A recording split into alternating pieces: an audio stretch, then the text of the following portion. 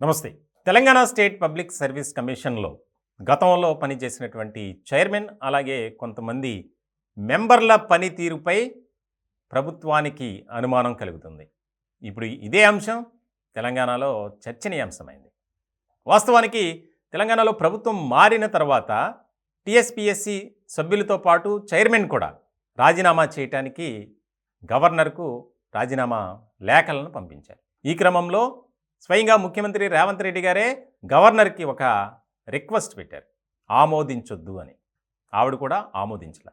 ఇట్లాంటి క్రమంలో టీఎస్‌పీఎస్‌సీలో జరిగినటువంటి అవినీతి అక్రమాలు, కోట్లాది రూపాయల గోల్మాల్, ముఖ్యంగా ప్రశ్నాపత్రాల లీకేజ్ వ్యవహారంలో చాలా కీలకమైనటువంటి వ్యక్తులు ఉన్నారు.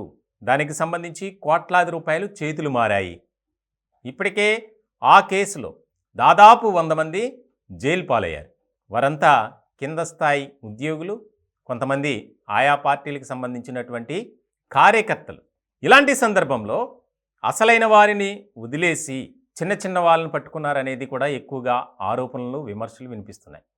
ఇట్లాంటి సందర్భంలో ప్రభుత్వం దగ్గర ఒక కీలకమైనటువంటి సమాచారం ఉంది. దాని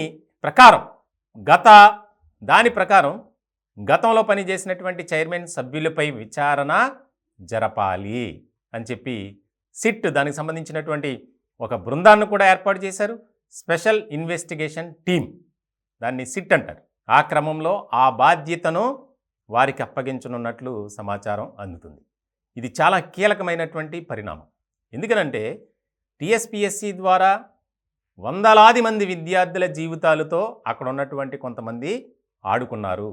వారి ప్రవర్తన, వ్యవహార శైలి వల్ల చాలామంది తమ ప్రాణాలను కూడా పోగొట్టుకున్నారు, ఆత్మహత్యలు చేసుకొని. ఎంతో ఆశతో ఎదురు చూశారు, మనకు ఉద్యోగం వస్తుంది అని చెప్పి. కానీ ఎక్కడా కూడా ఆ పని జరగల. ఇలాంటి సందర్భంలో గత ప్రభుత్వంలో ఉన్నటువంటి కొంతమంది పెద్దలతో కుమ్మక్కై అక్కడ పనిచేస్తున్నవారు, దానికి సంబంధించినటువంటి సభ్యులు కానీ, చైర్మన్ కానీ అవినీతి అక్రమాలకు పాల్పడ్డారు. కాబట్టి వారిపై చర్యలు తీసుకోవాల్సిందే. ఇప్పటికే ఆ పాత కమిటీలో ఉన్నటువంటి దాదాపు అందరూ రాజీనామా చేశారు, గవర్నర్ కూడా ఆమోదించారు. ఇట్లాంటి క్రమంలో ఒకే ఒక మెంబర్ ఉన్నారు. తాజాగా కొత్త కమిటీ కూడా ఏర్పాటైంది. దానికి సంబంధించి మాజీ డీజీపీ మహేందర్ రెడ్డి గారిని చైర్మన్గా నియమించారు. అలాగే ఇప్పుడు తీసుకున్నటువంటి 5 సభ్యులు కూడా చాలా కీలకమైనటువంటి పదవుల్లో పనిచేసిన వారే. 2 మాత్రం రాజకీయాల్లో ఉన్నారు. భారతీయ జనతా పార్టీ నుంచి కాంగ్రెస్లోకి ఇటీవల వచ్చారు. వారు కూడా మాస్టర్ డిగ్రీ చేసి లా చేసిన వాళ్ళే.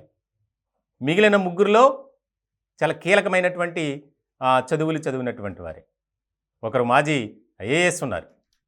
ఇప్పటి వరకు సభ్యుల్లో ఐఏఎస్ ఎవ్వరు లేరు. ఇలాంటి క్రమంలో పూర్తి స్థాయిలో టీఎస్‌పీఎస్‌సీలో ప్రక్షాళన జరగాలి. దానికి సంబంధించి ఒక మంచి వాతావరణంలో నిరుద్యోగులకు ఉద్యోగాలు ఇవ్వాలి. నోటిఫికేషన్స్ దగ్గర నుంచి రిజల్ట్, అలాగే ఇంటర్వ్యూలు, ప్రతి అంశంలో దానికి సంబంధించే యూపీఎస్సీ కార్యాలయానికి కూడా వెళ్ళారు రేవంత్ రెడ్డి అండ్ టీం ఢిల్లీలో. ఇట్లాంటి క్రమంలో పాత కమిటీ ఏదైతే ఉందో బోర్డు, ఆ బోర్డుకు కూడా ఇప్పుడు అవినీతి మరక అంటుకుంది. ఖచ్చితంగా వారి ప్రమేయం లేకుండా ఏదీ జరగలేదు అనేది ప్రభుత్వం యొక్క అనుమానం. ఇలాంటి సందర్భంలో ఆ బాధ్యతను సిట్కి అప్పగించడం, దానికి సంబంధించి చాలా దూకుడుగా వెళ్ళబోతుంది. ఈ అక్రమాలు, అవినీతి నేపథ్యంలో ఓల్డ్ బోర్డు ఏదైతే ఉందో, చైర్మన్ కానీ కొంతమంది సభ్యులు ముఖ్యంగా బీఆర్ఎస్కి అనుకూలంగా పనిచేశారు కాబట్టే ఇంత అవినీతి జరిగింది, ఇన్ని అక్రమాలు చోటు చేసుకున్నాయి అనేది ఒక నిర్ధారణకు వచ్చారు. ఇప్పుడు ఇదే హాట్ టాపిక్గా మారింది తెలంగాణ. ఇంకా ఎంతమంది అరెస్ట్ అవుతారు, ఎన్ని విషయాలు వెలుగులోకి వస్తాయనేది చాలా కీలకంగా మారినటువంటి అంశం.